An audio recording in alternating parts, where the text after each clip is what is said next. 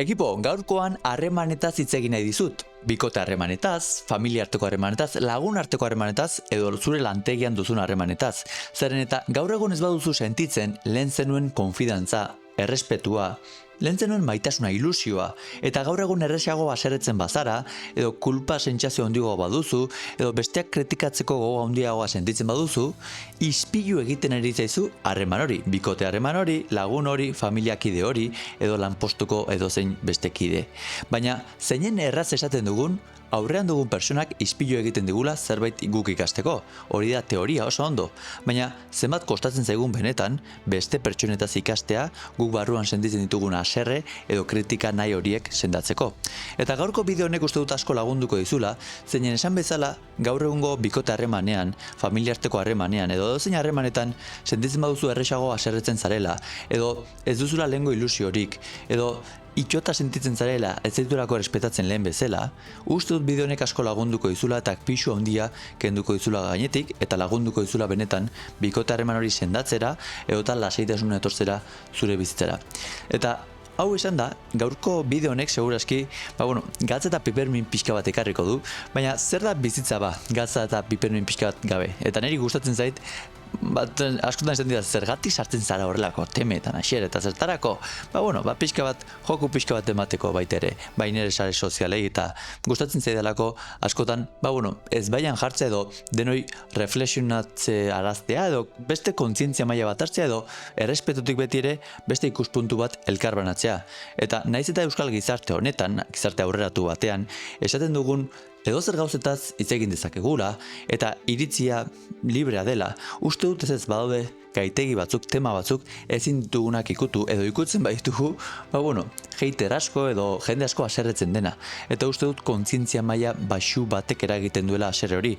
Zeren haserre hori beti diodan bezala, eta zuk zerbaitek haserretzen badizu, da zerbait erakutsi nahi dizulako edo aurrean ikusten ari zaren horrek zure berdina duelako, eta orduan horrek kritika bat generatzen dizu, haserrea generatzen dizu zure berdina delako, edo aldi berean, edo bestaldean dagoelako, hau da, zuri falta zaizun zerbait duelako persona horrek, eta orduan zuk errabia batetikan nahi duzu eduki persona horrek duena, bai? Orduan, hau niri gertatzen zitzaidan adibidez beti diot Cristiano Ronaldorekin, ez? Nik hater bakarra izan dut, eta zen txikitan Cristiano Ronaldo. Hori zen kritikatzen nuen persona bakarra, eta beti esaten nuen, zeinen arroa den, zeren egoista den, ez dut aguantatzen, eta zergatik esaten nuen, hasierrek garai hartan autoestima falta handia zuelako, oso lotxaten nintzelako, oso itxien nintzelako, eta orduan ikusten nuen pertsona bat nire ustez, gehiegizkoa zuela, eta zergatik zen, niz negoelako ekilibratu eta nik utxune handigo bat nuelako, orduan niretzako zen amorrua berarekiko, bai? Baina erakusten zidana zen ni negoela desekilibratu eta niz negoela benetan nire burua maitatzen, nire burua autoestima izaten eta autokonfidantza izaten nigan. Beraz, horregatik diot, eta hasi naiz pixka bat esaten, ispilu egiten digula guk kritikatzen dugun persona horrek, ez? Zuk kritikatzen baduzu, zeinen alperra den persona hori, edo zeinen egoista den persona hori, edo zeinen takainoa den persona hori. Ziur aski zerbait ikasteko izango duzu, bai, edo zu ere bai, bera bezalako azarelako, edo zerbait barruan ekilibratu behar duzulako. Eta hau da teoria, eta gero praktikara pasatzea gehiago kostatzen da, eta horregatikan gaurko honetan nahi dut horren inguruan hitz egin. Zeren eta askotan esaten didazue, Asier, etortzen zait nire senarra eta esaten dit ez dudala ezer egin. Afaria nola egon daiteken oraindik jartzeke. Edo etortzen zait nire emaztea, Asier, eta beti esaten ari zait zer egin behar dudan. Ez dituzten erabakiak hartzen. Eta da, diktadora bat. Edo nire senarra da, matxista bat. Edo da, bi egoista bat. Zuk kritika bat generatzen duzunan bestearekiko, esan bezala, zerbait erakutsi nahi dizu bikote harreman horrek. Eta honekin ez dut esan nahi, zu duzunik kulpa edo beraz duenek kulpa, baina bai gara erresponsableak. Zen eta iraganean, zuk ez dut uste dut, zuk hautatu zenuela bikote harreman hori edo persona horrekin egotea. Inork ez dizula pistola bat jarri buruan, zuk bikote hori hartzeko edo lanpostu hori hartzeko. Eta gaur egun, zuk esatea, eske, orain izite respetatzen lehen bezala. Ez barkatu, zuk lehen autokonfidantza falta handi bat zenuelako, berak egiten zituen ekintza horiek onartzen zenituen. Izan zure lanpostuko nagusiak enkargatuak egiten zituen ekintza horiek nola hasi berria zeinen eta onartu egin zenituen. bai, beldur zinelako, lanposturik gabe gelditzea, edo dirua nahi zenulako, edo lokesea. Eta gaur egun, zure autoestima edo autokonfiantza apur bat igo denean, bai, orain, jada, ez duzu onartzen. Edo, bikote harreman berdina. Lehen ere bikote harremanean ziur aski oraingo konportamentu berdinak zituen zure senarrak, etxera etortzen zen eta igual ez dezizun, baina nola liteke afari oraindik jarri gabe egotea, ni ordu, ez dakit zenbat ordu egon naiz lanean, eta bar, eta orain lehen auzuk onartu zenuena, orain ez duzu onartzen. Izan daiteke lehen maite minduta zinela eta ez zizula zure egoak, buruak, benetan errealitatea ikusten uzten, norekin ari zinen bikotarriman proiektu bat sortzen, edo baliteke zure burua itxututa egotea zure helburu handi bat sortzen bizitzan ama izan nahi dut edo familia bat eduki nahi dut eta orduan honek aukera ematen dit gizon honekin sortzeko eta hor sartzen naiz eta nik egingo du dena eta orduan sortu duzuna persona bat ez dena gai ez da berak ze jan nahi duen jateko, hau da, bere bazkaria otordua prestatzeko gai ez dena, edo esan behar diozuna ze arropa jantzi behar duen asteburutako dena. Eta zergatikan, zuk ume bat bezala tratatu duzulako nire ustez, nire ustez horrelako personak, horrelako gizonak, eta emakumeak esan daitezke baita ere, baina dira umeak, hau da, zu ez bazara zure burua zaintzeko gai, ez bazara zure otorduak prestatzeko gai, ez bazara zure erabaki propioak hartzeko gai zer nahi duzun bizitzan, nola jantzen nahi duzun, ze plan egin nahi dituzun, dena beste baten pendiente baldin bazaude, eta gainera, gero generatzen dituzun amorruak, tristurak, ezin egonak, aserreak, ez bazara gai kudeatzeko, eta bota egiten baituzu ahotik, etorri zarelako etxetik nekatu eta zure espektatiba, espero zenulako afari goxo bat egot, eta orain ikusten duzu, emazteak ez dizula prepatu eta orduan aserretzen zara eta botatzen duzu basura, nire ustez zara ume bat, umeak horrela eset portatzen dira, aserretzen dira, jostailu bat hautsi zaielako, edo espero zutelako pari bat jasotzen da ez dutela jaso, eta kasketa harrapatzen dute eta botatzen dute, eta ez dira gai bere otorduak prestatzeko, ez dira gai erabakiak hartzeko, umeak, bai? Eta uste dut gizartearen ehuneko handi bat, gizonezkoen ehuneko handi bat, iraganean umeak izan direla, eta horre guztiak badakigu zenbateko mina eragin duen gizartean, bai? Zenbateko matxismoa jasan dugun eta jasaten jarraitzen dugun oraindik ere bai. Horrek ez du justifikatzen ere ez beste aldeko sortzen diren gertaerak eta egiten dituzen ekintzak beste batzuk berdintasunaren izenean. Zeren eta esan bezala, iraganean uste dut zuk baduzula responsableen parte bat horiek onartzen aritu bazara.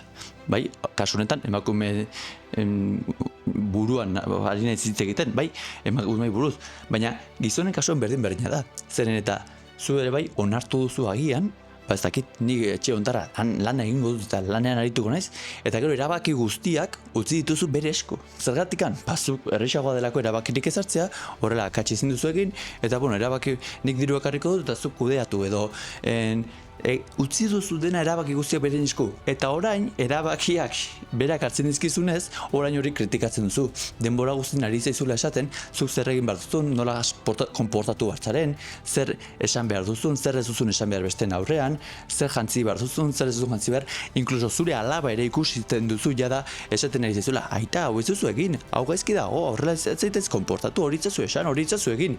Eta ikusten duzu, ostras, orain ez da nire emaztea bakarri baizik eta alaba ere niri ari zaizkit gauzak esaten, parkatu, zuk ere baduzu erresponsabilitateen parte bat, zeren erresagoa da, erabaki izan bezala, erabaki guztiak bestearen esku hartzea, eta orain bi kasuetan, izan senar, emazte, izan gizon, izan emakume, izan bi gizonak, bi emakumeak, erlazio mota berdin da, baina iristen da puntu bat sentitzen garela itxota, bai, eta itxota sentitzen garenean, ez dugu erlazio horretan jarraitu nahi, eta orduan dakagu biktima eta berdugua, ez? Nire biktima eta nire berdugua da nire senarra, edo nire emaztea, edo nire jefea, edo nire kuñatua, edo nire suegroa nahi dudana. Hori da nire erasotzaile eta nire erasotua, nire biktima eta berdugua.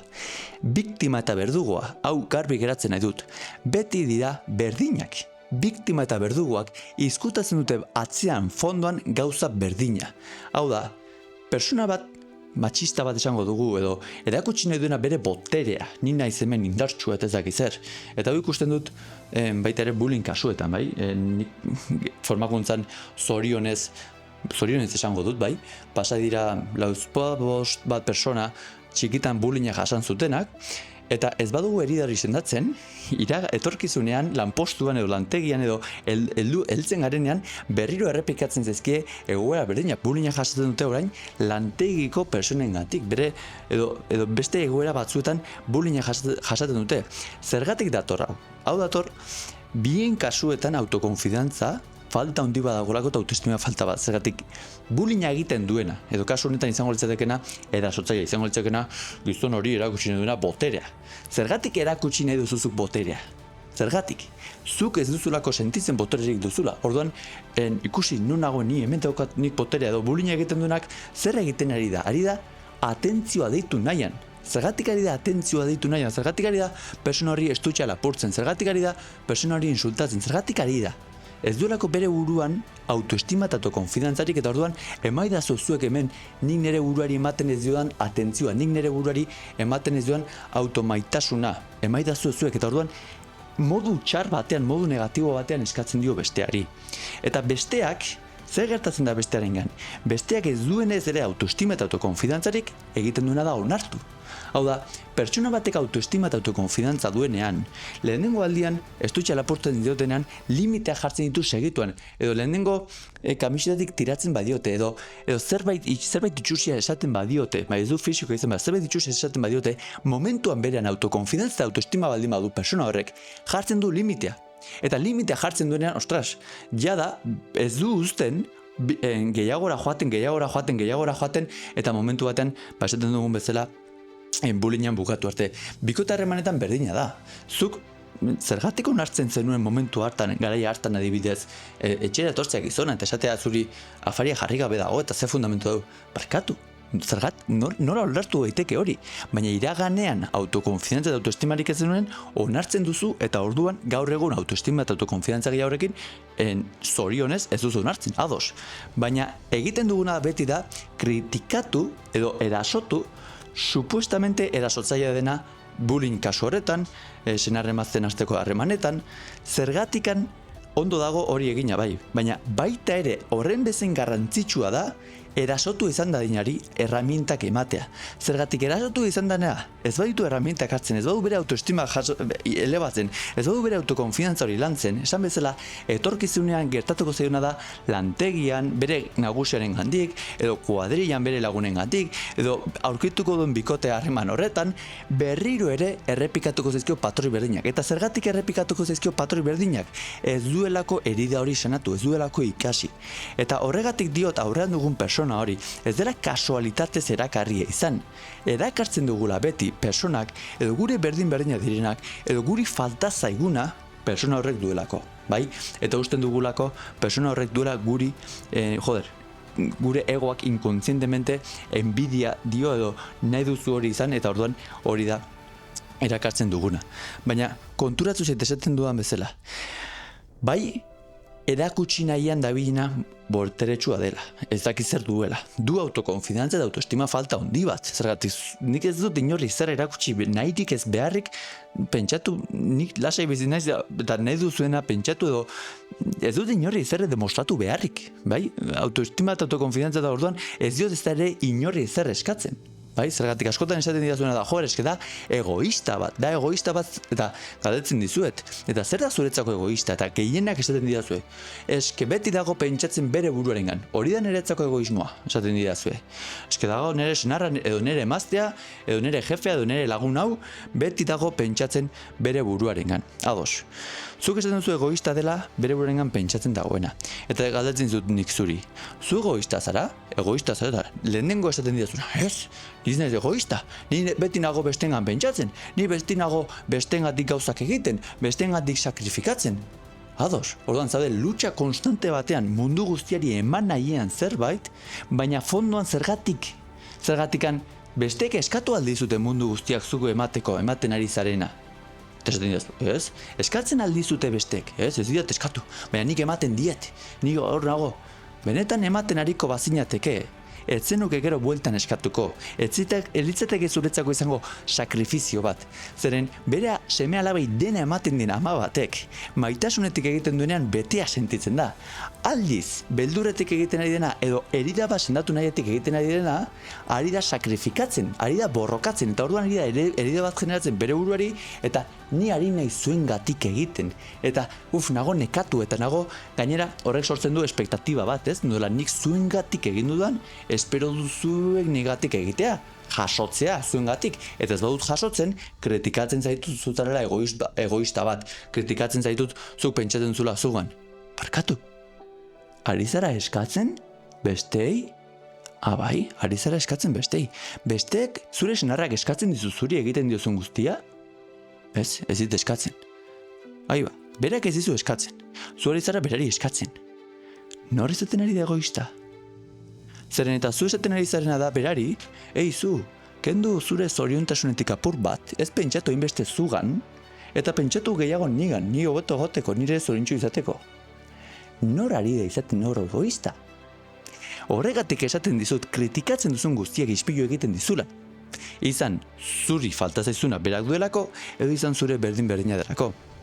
Eta, esan bezala, bikote harreman batean, edo laneko harreman batean, edo familia arteko harreman batean, edo lagun arteko harreman batean, gaur egun itxoa sentitzen bazara, edo uste baduzu, ez zaizula berak errespetatzen, ez zaizula berak maitatzen, ez zaizula berak merezi duzun hori ematen, errexena kanpoko aldatzea da. Errexena familiarekin ja ez gehiago geratzea da, ez joatea bazkaritara, edo lagun horiekin ja ez denz geratuko, edo nire bikote hau aldatu beharra daukat, eta horrela etortzen zarete, nik hau baino gehiago merezi dut, itxaron, apur bat, edo lanpostu bat aldatu beharra daukat, itxaron. Egoera bakoitzetik ikasten duzunean aldatuko dugu. Zergatik dut hau? Zeren eta esan bezala, ez dago kanpoan arazo baizik eta nik barruan sendatu gabeko herida bat dut. Nik herida hau sendatu gabe, aldatzen badut lanez, edo aldatzen badut bikotez, edo bulinaren kasuan bezala, erakarriko dut egoera berdina etorkizunean.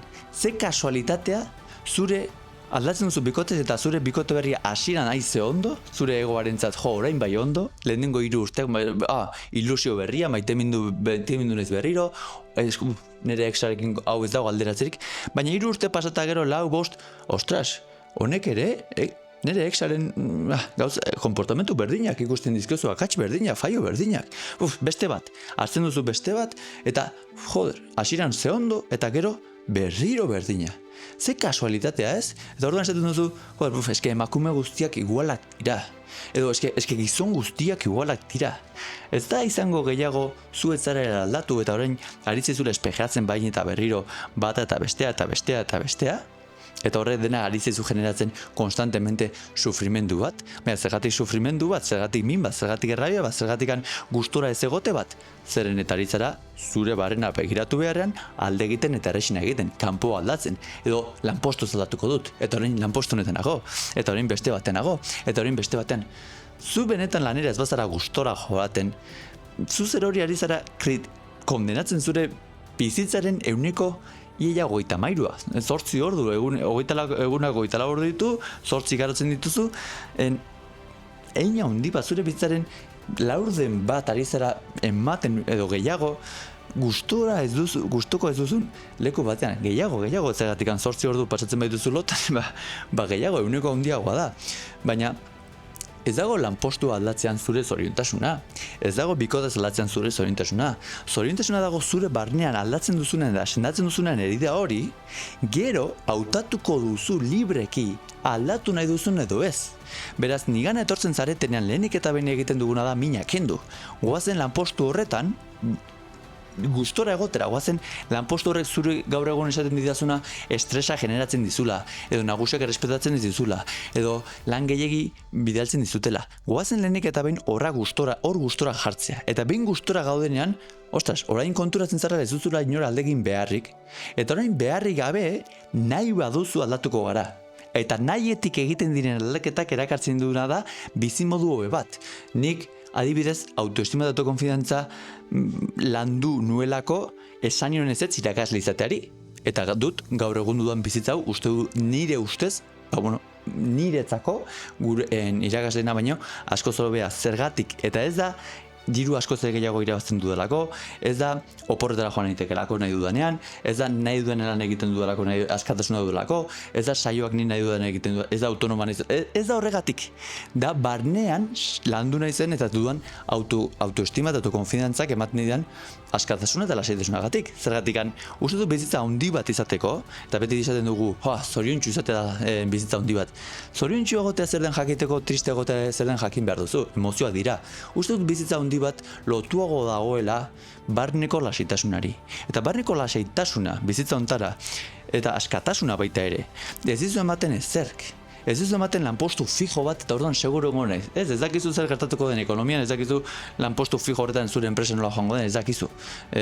Funtzionario izatea da segurua. Ez dago segurtasuna inor, edo bikota harreman ematen dudanean, izango naiz, lasaituko naiz. Edo nire enpresa, enprenditzen hasi naizena, iristen denean ez dakizen bat irabaztera, orduan lasaituko naiz. Ez zara orduan ere lasaituko. Zure buruak pentsatzen jarraitzen badu berdina, modu berdinan necesitateak sortzen badizkizu, utxunea ikusten badu, zer falta zaizun ikusten badu, zure bizitzara ez da inoiz lasaitasuna iritsiko. Lasaitasuna dago barnean, jakiten duzunan, batetikan, gertatzen dela bizitza honetan, aterako zarela horretara, gai izango zarela, gertatu den krisi hori, izan lana bukatzea, izan harreman bat bukatzea, izan ezakiz nor hiltzea. Hartuko duzula egoera hori, beti diot, gauza guztiek ditute alde negatiboa eta alde positiboa. Gai izango naizela alde positiboari begiratzeko, hori sinisteko eta hortik indartu ateratzeko. Horrek ematen dizu benetako lasaitasuna bizitzan. Eta askatasuna ez dizu ematen ere ez, nik esan bezala, orain askeagoa nahi, zergatik nahi duen lan egiten dut, nahi duen lekutik egiten dut, nahiko diru irabazten dut, ez nago, ez, enprendetzaileak etortzen zaizkit eta baita ere esaten ez, orain lortu dut nire enpresa igotzea, jada autonomoa egin naiz, eta orain daukat inoiz baino lan gehiago, eta ez nago lasai, eta nahi dut izuli lehengo bizitzara edo, leheno lasaiago eta askago bizi nintzen. Claro, zure buruak ikusten diturako arazoak ez delako gai, zure buruaren ez duzu konfidatzen, orduan ez zara gai konfidatzeko besteengan, ez zara gai delegatzeko, ez zara gai zure enpresa hori sistematizatzeko eta zu lasaiago eta askago bizitzeko. Orduan, dena da barnean gertatzen zaizu, bai? Eta orduan behar dituzu oporrak eta behar dituzu planak egin, eta tabakoa eta alkohola eta sozializatu eta bias de escape esaten dudan bezala. Barkatu, bias de escapeak ez dizu emango zuri askatasuna. Bias de escape esaten duen bezala, eskapea nondik alde egin nahi duzu. Zerbait loturatik ez, eta egunerokotasunean zu aske bazara, ez duzu bia de escaperen beharrik. Eta bia de escapea behar baduzu da, zure burua ez dizulako, ematen dizulako lotura edo itxi sentsazio hori. Eta askatasuna lortuko duzu, ez dago nik ere egiten ditut, planak eta bidaiak eta noizik eta behin parrandak, baina beti dago askatasuna zuk zure egoa, zure burua kontrolatzen duzunean eta dosi adekuatuak ematen zarenean zure buruari. Beraz, hau denarekin zer esan nahi dizut, gaur egun situazio itxogarri batean, lasaitasunik gabe, amorruan baldin bazaude, eta orain gainera beldur ematen dizuet, beti da beldurra, eta zer izango da orain? Bikote harreman hau mozten badut, edo zer izango dau lan ez aldatu behar badut, edo zer izango denetaz. Eta beldur horrek ematen dizuna da pausu ez ematera, eta hor jarraitzera, ez? Ea bikote aldatzen dudan, ea nire lanpostuan aldatzen dizkidaten kondizioak, edo ea zerbait hobetzen den eta horrela mantendu naiteken hemen. Nik beti esango dizut, zuk bestearengan jartzen baduzu fokua, bestea aldatu nahi baduzu, lehenik eta behin etza bestea errespetatzen eta maitatzen ari dein bezalakoa. Eta bigarrenik, bestea ez da inoiz aldatuko, berak aldatu nahi ez badu. Zuk esaten diozulako, aldatu hau edo bestela utziko dugu. Edo bestela, ez, gutxi, eske berak ez badu ikusten aldatu nahi bat, berak ez badu ikusten aldatu behar bat, ez da aldatuko. Eta gainera esango dizut gehiago, segurazki kontra gehiago ingo dizu edo zure ustez aldatu behar dituen gauza horiek gutxiago aldatuko ditu. Behin sentitzen duzunean, jada ikasi duzula, ikasi beharrekoa, eta jada bikote harreman horretan leno generatzen zizuna zuri sufrimendua, generatzen zizuna errabia, gaur egun dela indiferente zuretzako edo berdintza izula. Orain orduan bai zaude momentuan aldatzeko, aldaketarako, bai, esan bezala. Errezena da, kanpoko errealitate hori aldatzea, lanpostu aldatzea, relazio aldatzea, baina ez badugu ikasi zer erakutsi nahi zigun bikote harreman horrek, relazio horrek, lehenago berandugo errepikatuko zaigu orduan. Behin ikasi duzunean, eta noiz konturatzen zara ikasi duzula, leno errabia generatzen zizun edo amorrua edo zinego bat edo estresa edo antxietatea generatzen zizun egoera batek, zuri orain ez dizunen generatzen hori, da, zu lasai zaudenean, barne lasaitasun baduzunean, bikote berdinarekin, lanpostu berdinarekin edo egoera berdinean. Eta barne lasaitasun hori sentitzen duzunean, bai da momentua esateko, nik benetan nola bizi nahi dut. Zeren nire ustez ez dut zentzurik, beldurri izateagatik, egoera berriari ez, lanpostu berriari, edo lanik gabe enprenditzen haste banaiz, paroari, edo eta aurkituko dut bikote bat edo soltera geratuko tenaiz edo soltero geratuko tenaiz. Beldur guzti horiei aurre egin alizateko landu behar duguna da autokonfidantza gure buruarengan, bai? Baina uste dut bizi bakarra duzula eta erantzun batzaren galdera dela 80 urte ditudanean nola sentitu nahi dut arro nere buruarengan. Hau da, zer esango naiz, nola bizi dut? Eske bizi bakarra daukago eta nik garbi daukat ez dudala beldurretik bizitako bizi bat nahi. Beldurretik bizitako bizirik ez dut nahi. Gainera, egon nintzen, pelotari profesional nintzenean, beldurretik bizitzen, hau da, zer izango da nire bizitza pelota gabe, ezin dut bizi pelota gabe, eta orduan sakrifikatzen naiz, eta egiten dut goiz, eta erretxel entrenuak, eta nekatzen naiz, eta eskuak txikitzen ditut, eta azkenean erakartzen dut beldur nintzena, pelotari gabe gelditu nintzen. Beraz, nik ez dut nahi jarraitu beldurretik bizitzen, eta garbi daukat, orduan, ni autoestima eta autokonfidantza handiagoa duzunean, bai, zure bikote harreman batean, zure lanpostuan esan bezala, nahiko duzu egoera hobetu. Nahiko duzu bikote hobe bat, nahiko duzu lanpostu hobe bat. Eta hori berri oso ona da, zeren eta ez bazenuke autoestima eta autokonfidantza landuko, zuk onartuko zenuke hori, 1.000 euroko soldata, edo 2.000 eurokoa, eta orman, edo persona hau niri errespetatzen zidana, baina ez dudan autoestimarik, nor maitatuko nau ni, nola joango naiz, eta orduan nago sufritzen hori onartzen ari naizelako. Zu autoestima eta autokonfidantza hori lantzea eta zure burua astea pentsatzen, nik gehiago merezi dut, lanpostu bat merezi dut, bikote bat merezi dut, berri oso ona da, beraz, zorionak lehenik eta behin. Baina, esan bezala, aurkitzen duzun persona hori, orain lehen atraitu zenuen lanpostu bat, zure autokonfidantza eta autoestimaren arabera onartu zenuena. Edo onartu zenuen bikote harreman bat, gaur egun onartuko ez zenuena. Ez izan beldur zeratik autokonfidantza eta autoestima horrekin, erakarriko duzu zure maila berdinako persona bat. Eta nik gomendatuko dizudana da, hemendik aurrera, aurtzen duzun persona edo lanpostu hori, baitera izan dadila buruz irekia behintzat edo argia, eta izan daia persona bat lantzen ari dena bere autoestima eta bere autokonfidantza. Zeren eta orduan, zuk aurrera egiten duzun bitartean, bera ere zurekin batera aurrera egingo da. Zuk berari lagunduko diozu, berak zuri lagunduko dizu, eta bion artean gero eta bizi hobeago bat sortuko duzue. Zeren eta nire ustez, eina handi batean zure bizitzaren kalitatea, zure autoestima eta zure autokonfidantzaren kalitatean araberako da. Orduan eta gehiago baloratu zure burua, orduan eta gehiago maitatu zure burua, gauza askoi ez esaten diozu. Nik ez dut nahi orain, ez dakit lanpostu fijo bat, ez dut nahi, orduan, joaten zara zuk gaur egun duzun bizitza da, zuk onartzen dituzun gauzak. Onartzen dut, ezakit, goizeko 6-tatik ordu bietara lanean aritzea. Eta onartzen dut ordu biterretik 10-tatik lanean aritzea. Eta onartzen dut astelenetik ostiralea.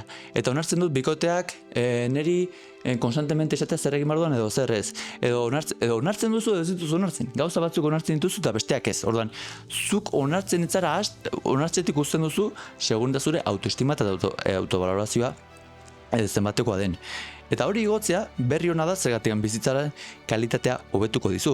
Baina hori lantzen duzunean, esan bezala, iritsiko da puntu bat, non zuk asko landu baduzu eta hobetu baduzu, lehen zenuen bikote harreman horrek, eta bikote horrek ez badu landu, ja relazio hau niri lotzen ari zait, niri ez dituzten, ni bizitza hobe bat nahi dut, askeago izan nahi dut, bideiatu nahi dut, eta nire bikotea jarraitzen du esaten, ez, ez duela dirua ezin dela gastatu, edo jarraitzen du esaten, edo bere beldurretan ditu, beldurrekin jarraitzen du, ez da landu bera eta ez du atera nahi etxetik, edo ez du hau egin nahi, edo nire nagusiak esaten dit ez duela diru gehiago merezi, eta nik uste dut nire lanak balio duela eta merezi duela gehiago, baina berak esaten dit ezetz, eta horrean erlazio horiek hasten dira, min bat generatzen, kritikatzen, eta faiatzen ez, eta orduan da momentua, esaten duan bezala, apurtzekoa edo agur esatekoa, apurtzeko baina gehiago da, askatzekoa, bai, askatzen dut hori, soltatzen dut, beldurrik gabe, eta zerbait hobeagoa sortzera.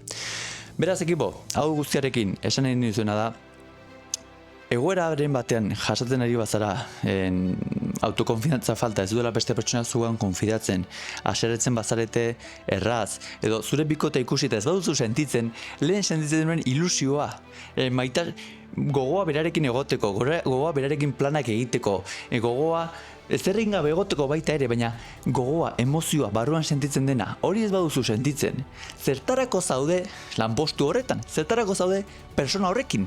Hau da, zu uste dut hasi zinenean lanpostu horretan, joaten zinela gogoaz, eta gizzer, goazen ja landu bazara, eta uste baduzu zerbait gehiago merezi duzula, goazen gehiagoren bila, edo zu harreman horretan hasi zinenean uste dut sentitzen zinela berarekin gelditzeko goz. Eske etzen plana, onagoa zen restaurante ontara, gaur egun uste dut ari zarela gehiago bilatzen, plana, haber hau egiten dugun, ez dakizzer, berarekin egotea. Leno, parkean pipa jaten eta zineten gustora eta emozio hori bazegoen. Beraz, hori ez baduzu sentitzen gaur egun, zer zentzu du harreman horretan egotea.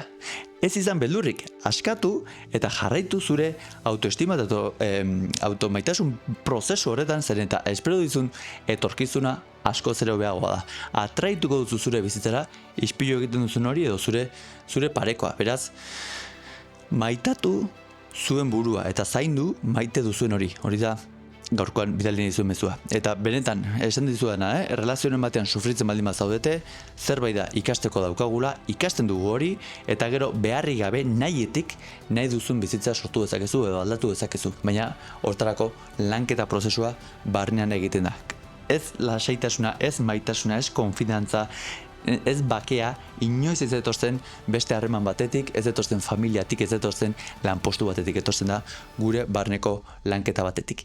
Eskerrik asko horregotegatik, eta hurren arte, gustatu baldin bazaizue bideo hau, beti esaten duzuen bezala, elkarbanatu nahi duzunarekin, uste duzuena lagunduko diola bidali diozue, eta eskerrik asko jartzen dizkidazuen komentario guztiagatik, niri idazten didazuen guztioi Instagrametik, mila esker, ematen ari zareten laguntza guztiagatik. Jarrai dezagun lanean, eskerrik asko.